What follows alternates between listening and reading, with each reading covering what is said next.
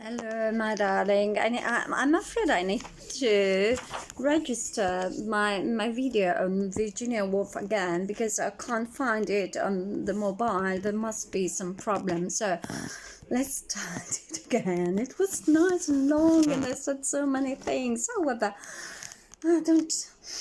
Let's breathe in and out and I'll manage. Fine. So, what about Virginia Woolf? I was saying that she lived between the. Now I'm a bit nervous because of that, but don't worry, calm down. Everything is easy and beautiful. She lived among 19th and 20th century, and she lived World War the First.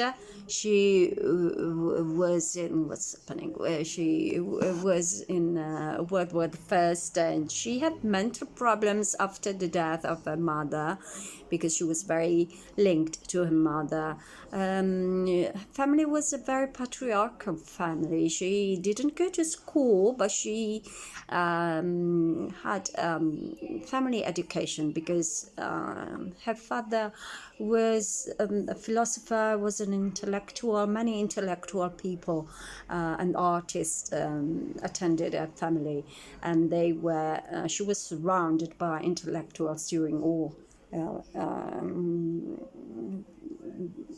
While she was growing up, and in fact she was the daughter of one of the daughters of Leslie Stephen. She was very linked to a sister who, on a side, she became a painter, and so she was a Victorian intellectual. She unluckily had problems because of nervous problems. She had mental breakdowns, and they were due to the fact that she lost her mother, the fact that she had a very serious and intransigent father, and the fact that there were left a lot of damage on her. World War the First scratched her mind very much.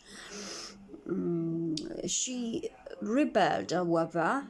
She was very strong because she rebelled to her father, and she went to live to London, where she stayed in the borough of Bloomsbury, and she founded with other poets and artists and literates of the period what is called the Bloomsbury Group. Bloomsbury Group. It was modern and an avant-garde modern group of painters, writers, philosophers. They like to have tea together and to speak about literature, just as you do every day, don't you? And however, they were against moral tradition and against what were the Victorian important Victorian traditions, which avoided women, denied women to take part into literature, to take part into I'm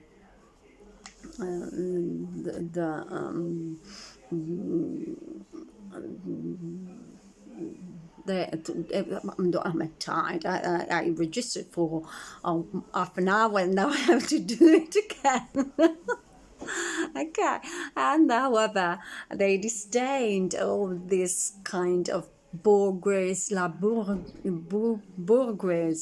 and upper middle class elements and parts of life.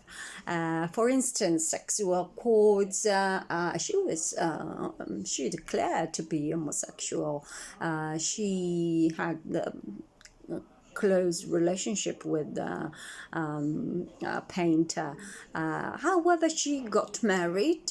And she had a happy marriage because her husband loved her very much. And he was close to her when she had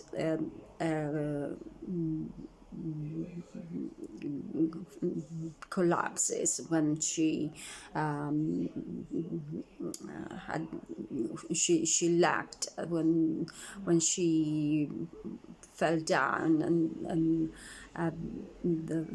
all the problems, mental problems, and she had to go to houses to be cured. With a husband, Mr. Woolf, Leonard Woolf, they founded a publishing house, and they published a lot. They were editors. They published a lot of new novels. They had something new, modern among them, novels, obviously. The first one was Voyage Out, which was still quite linked to the common way of writing. Later on, she started to write different novels, and they were very similar to Joyce and the stream of consciousness element of Joyce, but in a different way. Now we'll see it again. And in fact, in Mrs. Dalloway, for instance, she starts saying, well, we have double voice. Mrs. Dalloway, this is the starting. Mrs. Dalloway said she would buy the flowers herself, so we have an external voice. And then later on, little by little, we have the internal voice of Mrs. Dalloway. She speaks. We hear Mrs. Dalloway. We know that it is Mrs. Dalloway speaking. Then we have an in and out. Continuously, we have an internal voice and external voice, describing the atmosphere, describing the story, describing the people. And then we pass back to herself and to what she is doing, why, and to her mind, to thoughts, why she behaved in such a way and not in another one, because she had received a proposal when she was younger by a young man, but she preferred to refuse, to reject his proposal, and then she got married and she went to again an upper middle class, and now she is a lady organizing her feast for the night, because she's having a party at night. In the parallel story, we have the parallel story of Septimus, who is coming out of war, so of World War I, which we know that was a terrible war that created a lot of damages, even brain damages for the people taking part in it, because of what they saw, because of the horrors they had to face. And in fact, it can't survive such a horror. It can't get in touch with reality. And we have two parallel stories. They just meet a couple of times, because in the street one passes, well, the other goes the other way round, imagine. So it's all going on like that, like a movie. It's going on. and in this kind of movie of story flowing under our eyes, we have the words and the feelings, and we understand whatever Mrs. Dalloway thinks and Septimus thinks. And then we have the external voice describing London, because there is another character in this in this book, and it is London. The city of London is a character, and London is very important. It is with Bond Street, with all the other street, with the squares, Trafalgar squares, with the taxis, with the movements, with the flowers, with the people coming and going and passing, and they make it alive. So we have a sprout of life in this London, just like Clarissa is alive and is continuously thinking about something. Maybe we might consider not interesting and not important, because it's about a party, and she's so keen on this party, keen in finding the perfect association of everything. But that is her life. That is part of the life she is exploring, and it's a strong impact we have. Then I am saying that because in the end, however, we have the bad ending. The other character, the alter ego of Clarissa, can't face afterward, can't face London, can't face all this up and down, all the beauty and the flowers and the colors and the can't even sleep because he has ghosts torturing him. And in the end, in fact, Septimus commits suicide. He jumps out of the window, he commits suicide, but Clarissa doesn't know about it because she's at the party and she's having a party. So that's really a division of two parts of the of London, of the character of the English people, let's say, because we have a part which is still suffering and having such a strain in the heart because of the war which has left a lot, which has destroyed London and many other parts around London, and the upper middle class, taken their own moments of being, having some flashes, just as in Joyce we had flashes, we had the epiphanies. So they understood, the characters understood what was important for them. Here we have flashes and moments of being, but such moments of being are very awful.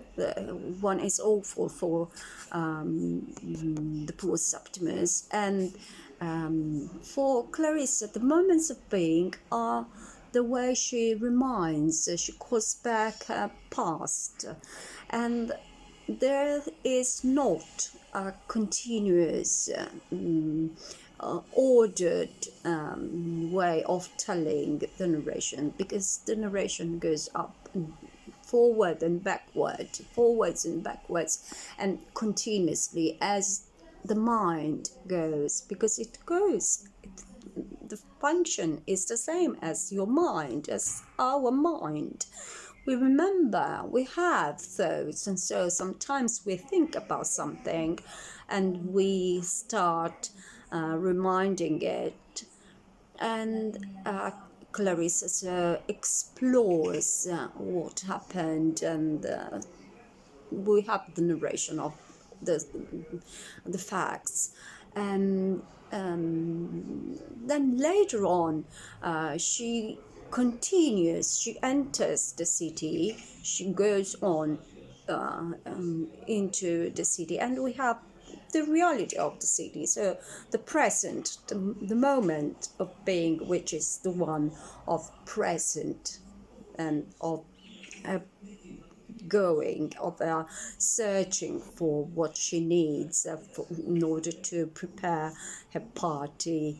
And then while she watches something else, we have a mind, we enter, actually we enter mind, because the narrative voice enters and changes, and we don't have the third person narrative but first person narrative. And the passage is so subtle, we don't even realize it. It is really subtle. It's not like an Eliot, it's not like an Joyce even. We don't have Joyce lack of punctuation or lack of structure. Everything is structured. We have the structure, but time and persons are changing, and so we have a whole society, a whole city speaking. We have different voices. We have just the theatre of London, the persons coming, saying good morning and goodbye, and expressing their opinions, even the friends speaking, and everyone has and is or her own part, and we enter the mind because we understand through the words what they think. And these passages are even established by clocks, by time, because there are continuously clocks all around the city, and we can hear the clocks, and there is the Big Ben, there are many other clocks. There is Clarissa watching the clock and saying how late it is. So we have the passing of time is not left aside. It is something which Virginia Woolf stays on. She doesn't live the experience of time, the day, the length of time. On the contrary, in the Ulysses, everything happens in just one day, and time is subverted, is not maintained. So the flow of human thoughts, this continuous flow of human thoughts, is in part very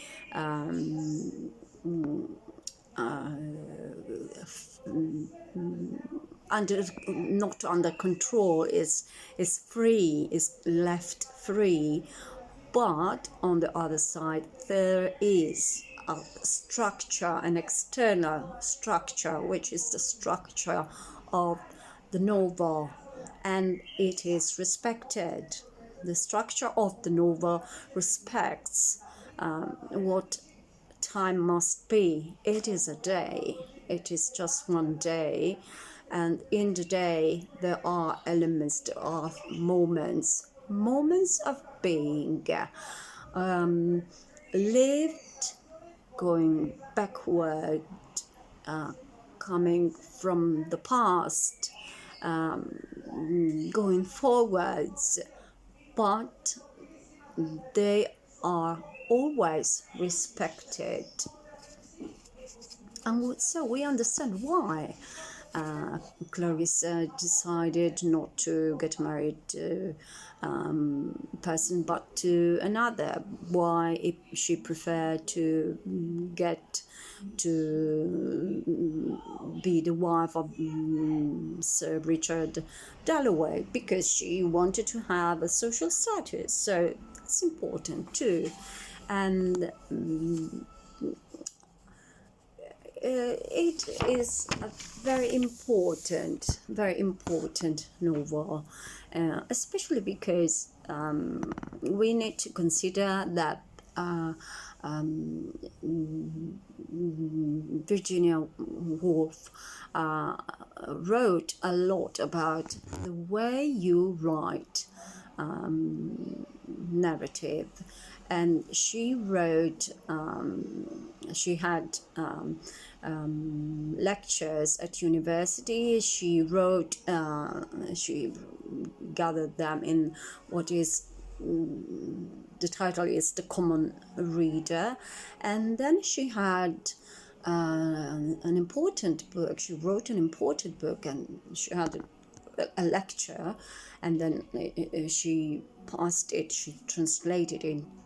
She passed it into a book, which is important. It is A Room of One's Own, and it was considered the manifesto of feminism in the 60s and 70s. And the reason is this. She says, in order to write, you need to have, first of all, you need to have independence. You need to have economic independence, not to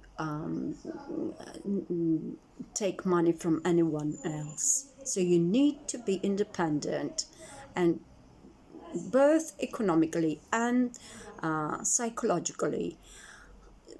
She says, imagine if Shakespeare were what if Shakespeare had been a girl, a lady, a woman in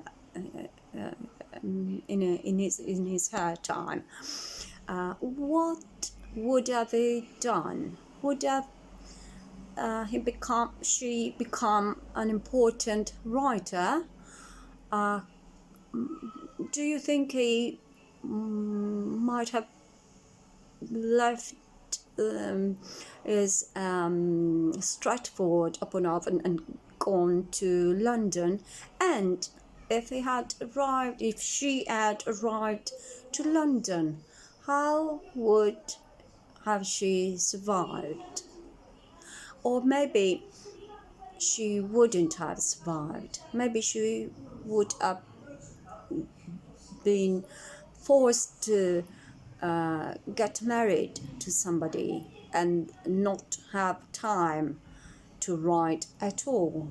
And if she had been a lady, a woman, we wouldn't have a lot of poetry, because women didn't have the chance to write, didn't have the chance even to learn, to go to school.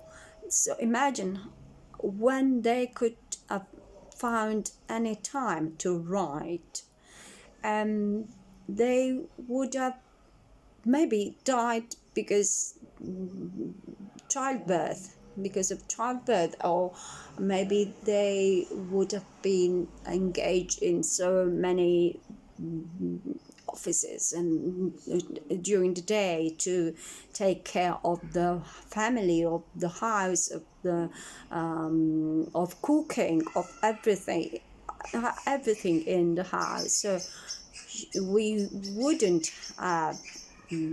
couldn't have ever had poems and poetry, and all Shakespeare wrote just because of sex, and that is very important for her. She was as she well, feminist in the 60s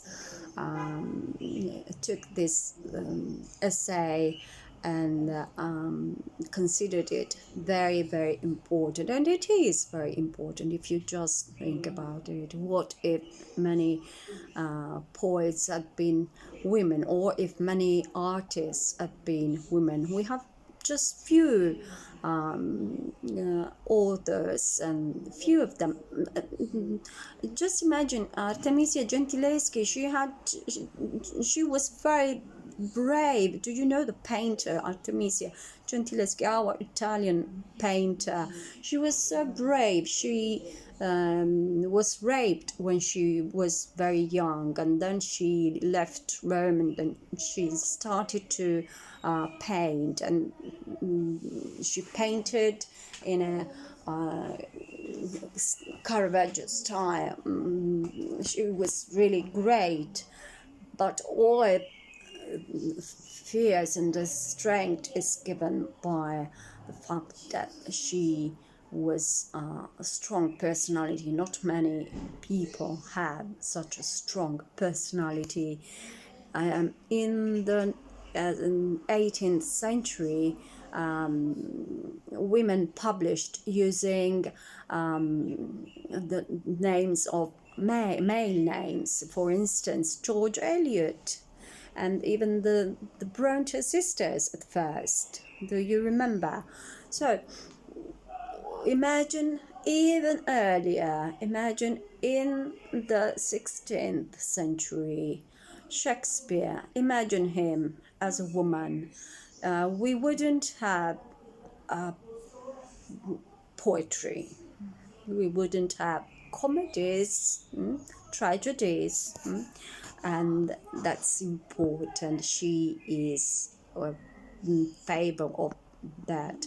However, she herself was not so strong, because when World War II started, she her mind started to fall down. She was really scared and trembled, and she decided to commit suicide. She went into the river next to her house, and wearing a coat with stones in the pockets, and she drowned herself, and she was found later on drowned in the river. And that's really terrible. She is the one of the founder of the modernist novel, together with Joyce. Very different from Joyce, and I said that, and the styles are different, but she is founder of the modernist style. She received the influence of, at the time, she received the influence of the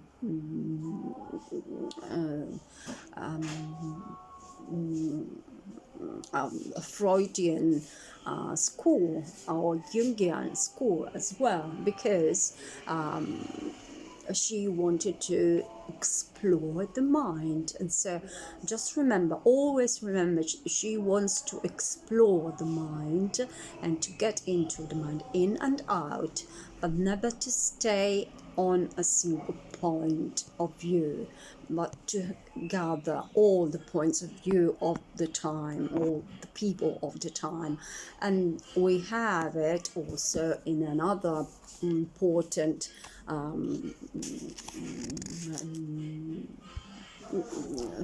novel, which is To the Lighthouse. To the Lighthouse is the story of a life, we might say, because she used to go, when she was very young, she used to go to the lighthouse with her family, and Mrs. Ramsay is a mother. We have Mrs. Ramsay who is this kind of ghost in the novel, and she is the mother of Virginia Woolf, and she is just what the Victorian women were. She is the angel in the house. Do you remember the angel in the house, the woman who gathered everything in the house? So that is the character of Mrs. Ramsay, just the opposite of what Virginia Woolf wanted to be and was, and a sister as well.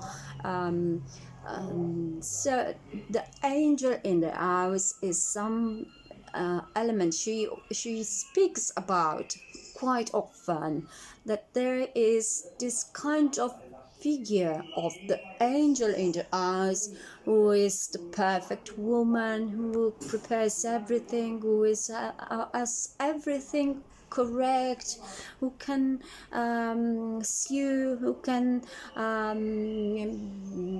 prepare tea, give you whatever you like at the right time, and organizes family. That is what she didn't want to have. She opposed it very strongly. She wanted to have 3 guineas, that means some money, in her pocket, and to be free of doing what she wanted in life, and she managed not to be the angel in the house. Though she loved her mother, but she felt that it was not the correct idea, because the angel in the house is the Victorian way of thinking about women, the way of thinking about the Bronte sisters, and they had to hide themselves before finding a bit of courage to publish their opinions and their books. And so let's think about her, about Virginia Woolf, as the pusher, a great, strong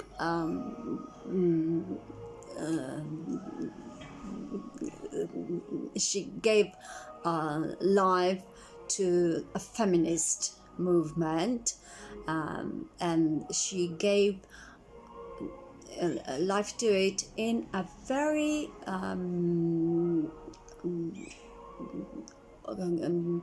serious and way, in speaking in a coordinate way, just motivating everything, motivating the ideas, motivating the moments and the reasons, because they were true, my dear, because that's how it was.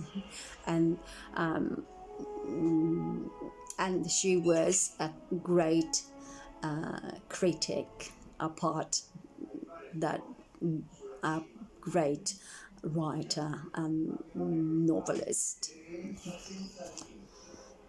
Bye.